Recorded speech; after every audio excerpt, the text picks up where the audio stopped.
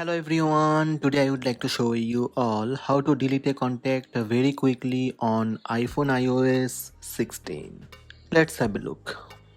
This is iPhone 12 Pro and it's iOS 16. To check iOS version first, open settings, scroll down little bit and tap general, tap software update. iOS 16.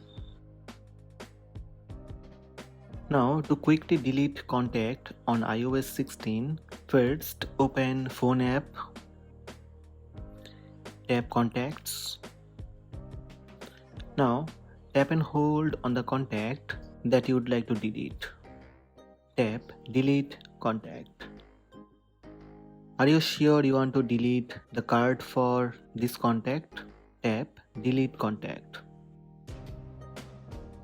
That's it.